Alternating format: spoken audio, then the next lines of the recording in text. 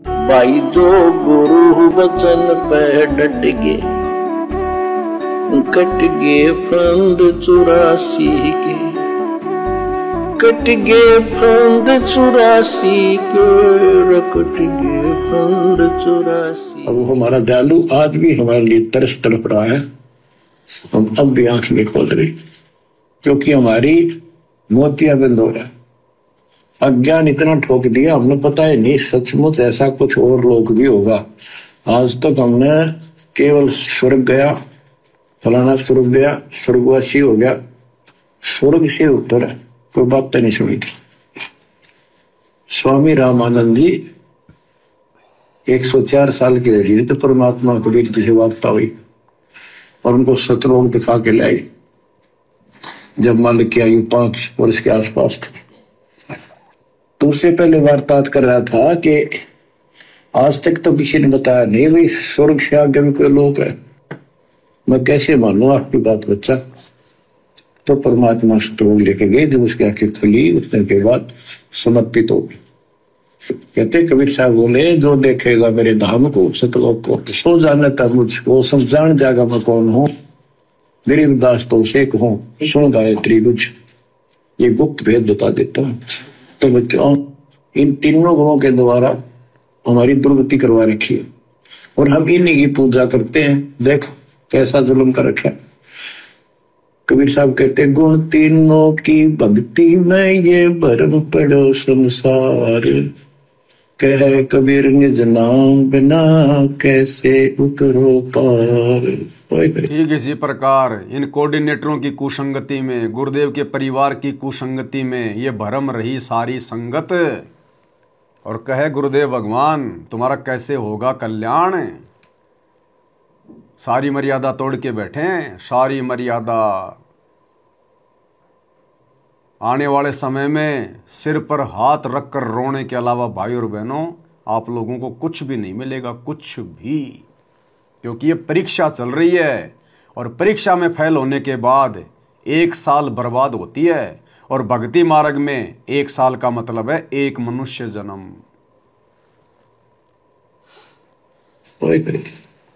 फिर बताया कि इसी में साथ में दया के 14 श्लोक में कहा कि ये माया त्रिगुण माया बड़ी दुस्तर बड़ी खतरनाक है और जो मुझे बचते हैं वो इससे ऊपर उठ जाते हैं, यानी ब्रह्मा विष्णु महेश से वो छोड़ इसकी भक्ति करने वाले ब्रह्मलोक चले जाते हैं। इसने अपनी यह अच्छी मान रखी है, इनसे तो कुछ अच्छी राहत है। फिर बताया कि तीनों गुणों रजगुण ब्रह्मा सतगुण उत्तम गुण शिवजीत की भक्ति तक ही नहीं तक सीमित है, किसी की सुनने को तैयार नहीं है, आगे कोई बात नहीं सुनते। जिनकी बुद्धि है ही जा चुकी, जिनका ज्ञान हरा जा चुका है, वो राक्षस स्वभाव को धारण किए हुए मनुष्य को नीच दूषित कर्म करने वाले मुझे भी नहीं बचते। यानी ये इन पर विष्णु महेश तक ही सीमित है, ये ब्रह्म साधना नहीं करते। जैसे राजा हिमालय को खुद देवी दीक्षा देती है, समझाती है, उपदेश देती है कि तू सब बातें छोड़ दे, मेरी पूजा भी छोड़ और सब साधन त्याग दे, ओम नाम का जाप करे, इससे तू वो ब्रह्मलोक में चला जाएगा। वो ब्रह्मलोक में दिव्य आकाश रूपी ब्रह्मलोक में वो ब्रह्म रहता है, उसको प्राप्त होगा, तेरा कल्याण। इससे एक तो स्पष्ट हो गया कि ओम नाम से ब्रह्मलोक प्राप्त होता है। अच्छा अब क्या बताया है, काल कहता है गीता बोलते हुए, फिर 20 7वें के 20 और 23 तक भी यही बताया कि इन तीनों से हटकर अन्य देवताओं की भक्ति जो करते हैं वो भी अल्प बुद्धि यानी अज्ञानी लोग हैं, उनको थोड़ी बहुत राहत शक्ति मैंने दे रखी है, उससे वो राहत देते हैं, लेकिन उनका ये फल नाशवान। अब बताओ, काल भी यदि कोई ब्रह्मा विष्णु महेश की भक्ति करता है, अन्य देवी देवताओं की भक्ति करता है, तो काल भी उन लोगों से नाराज रहता है, नाराज कि तुम लोग व्यभिचारणी भक्ति कर रहे हो, व्यभिचारणी भक्ति।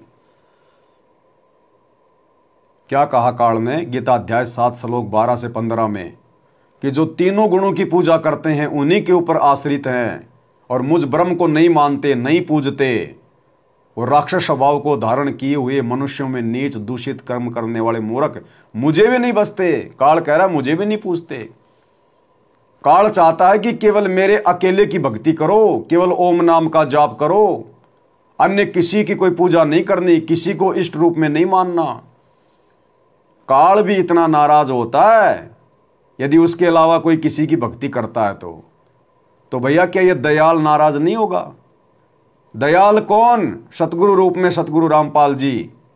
और इनके साथ साथ यदि हम अपने दरबार में 5-5 फोटोएं रख के उनके आगे दीपक जलाएंगे, दंडवत करेंगे, आरती करेंगे, तो क्या यह दयाल हमसे खुश होगा?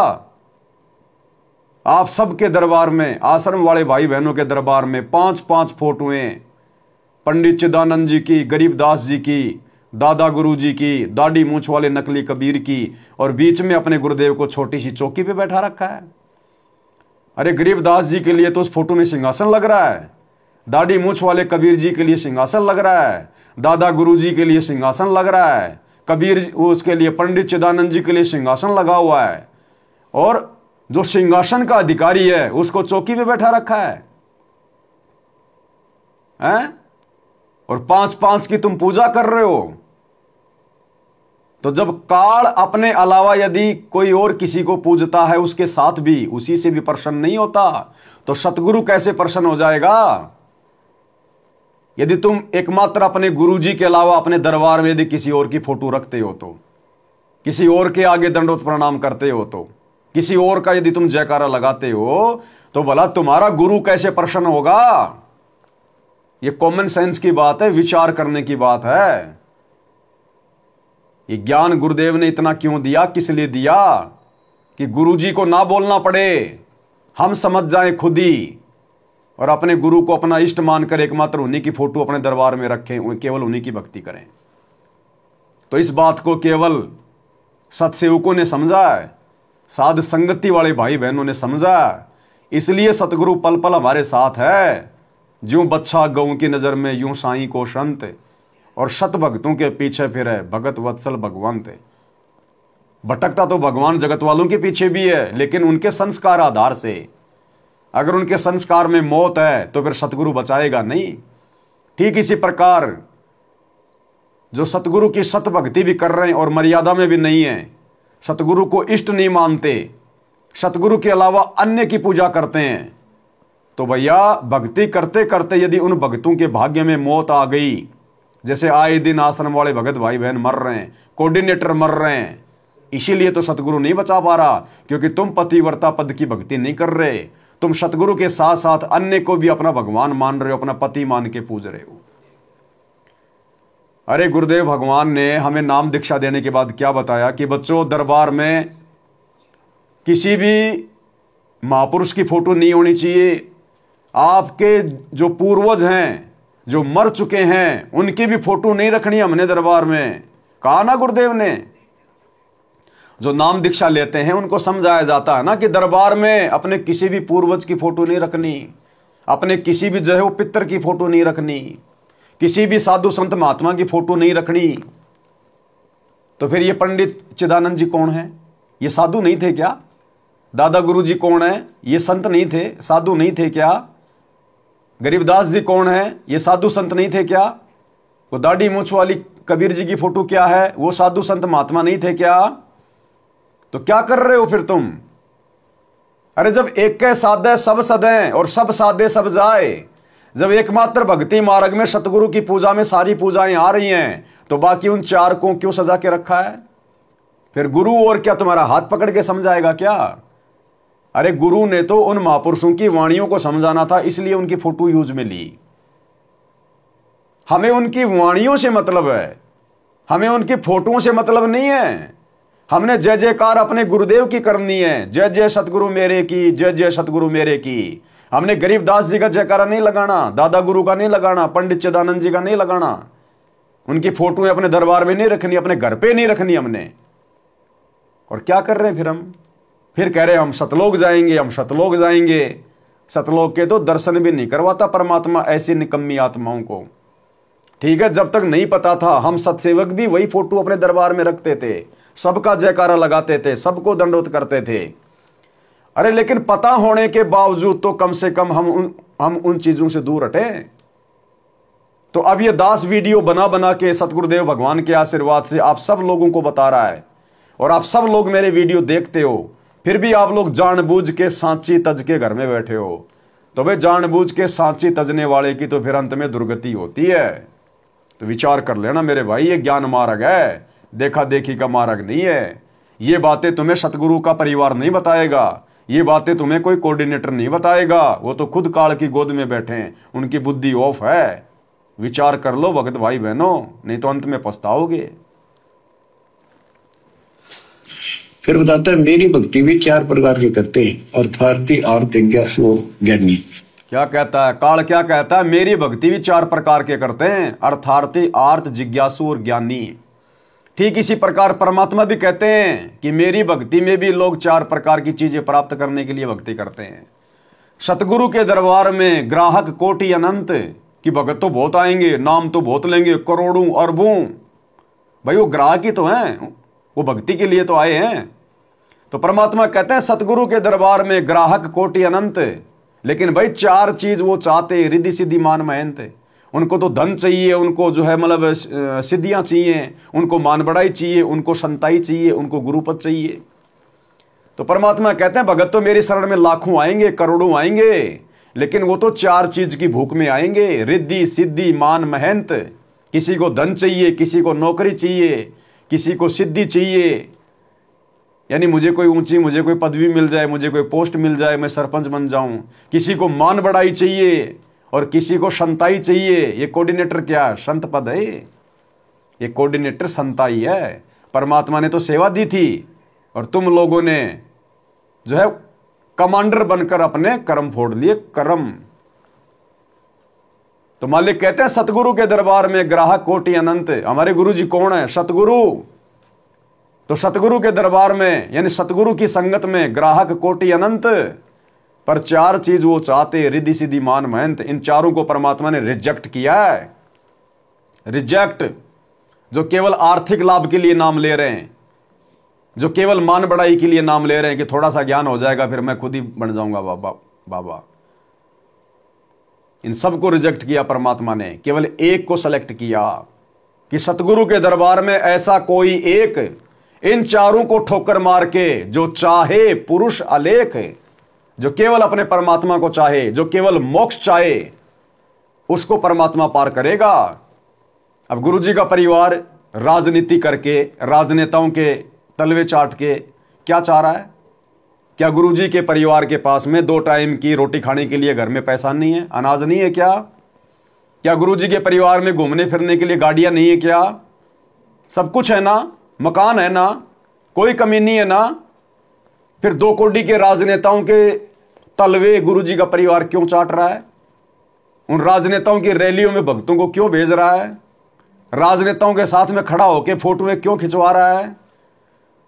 संगत में उन राजनेताओं को क्यों लेके आता है वोट बैंक दिखाने के लिए? भक्तों को क्यों आदेश दे रहा है रैलियों में जाने के लिए, वोट डालने के लिए? क्योंकि इनको मान बढ़ाई चाहिए, इनको मेहनताई चाहिए, इनको भक्ति से मतलब नहीं है। ये है ये वाणी कि 4 चीज वो चाहते, रिद्धि सिद्धि मान महंत। तो गुरु का परिवार काल प्रेरणा से ये सारे काम कर रहा है।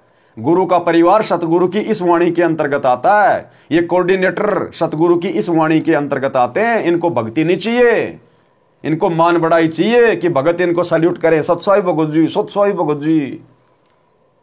कि सतगुरु के दरबार में ग्राहक कोटि अनंत, 4 चीज ये चाहते, रिद्धि सिद्धि मान महंत। ये रिजेक्टेड है सारे, और ऐसे रिजेक्टेड माल के ऊपर संगत आस लगाई बैठी है। क्या मिलेगा? बदबू।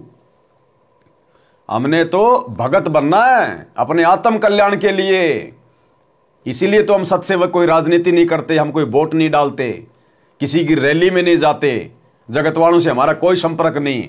हमने तो रिश्तेदारियों तक में जाना छोड़ दिया, किसी को काम होगा तो हमारे घर आ जाएगा। हमने ब्याह शादी विवाह में जाना छोड़ दिया, क्योंकि हमने वो पुरुष चाहिए, हमें परमात्मा चाहिए, सतलोक चाहिए। सतगुरु के दरबार में ऐसा कोई एक इन 4 को छोड़ के जो चाहे पुरुष अलेख। तो उस आत्मा के ऊपर फिर परमात्मा की रजा होती है, दया होती है। और ऐसी आत्माएं केवल आपको साध संगति में मिलेंगी, क्योंकि ये साध संगति सतगुरु का असली मिशन है। अर्थार्थी धन लाभ के लिए, अर्थ संकट निवारने के लिए, जिज्ञासु बस ज्ञान इकट्ठा करता परिवक्ता बनने के लिए। ज्ञानी वो होता है जिसको समझ आ जाती है कि मनुष्य जीवन बार बार नहीं मिलता, और अब इसका पीछा छूट गया तो छूट गया। इसके लिए अन्य उपासना कर विष्णु महेश अन्य देवी देवताओं की पूजा नहीं करना। उसके लिए क्या नहीं करना? उसके लिए राजनेताओं के तलवे नहीं चाटने, राजनेताओं की रैलियों में नहीं जाना, गुंडों की सीबीआई जांच में नहीं जाना, धरनों पे नहीं जाना, आरक्षणों में नहीं जाना, लोगों के लिए स्टेडियम नहीं बनवाना, तो लोगों की धर्मशालाएं नहीं बनवाना। हमने ठेका ले रखा है, ठेका ले रखा है क्या लोगों की धर्मशाला बनवाने का? वो जाट धर्मशाला क्या काम आई भक्तों के, जिनका 1 करोड़ रुपया उसके अंदर ठोक दिया गया? अपने बच्चों की शादी करोगे तुम वहां जाके? ये है काल प्रेरणा, बेबुद्धि के काम, ऐसे ठगता है काल। तो ऐसे कुकर्म करने वालों की भी मुक्ति नहीं होती। भाई जो गुरु बचन पे डट गे, कट गे फंद 84 के, कट गे फंद 84 के, कट गे फंद 84 के। भाई जो गुरु बचन पे डट गे, कट गे फंद 84 के, कट गे फंद 84 के, कट गे फंद 84 के। भाई जो गुरु बचन पे डट गे,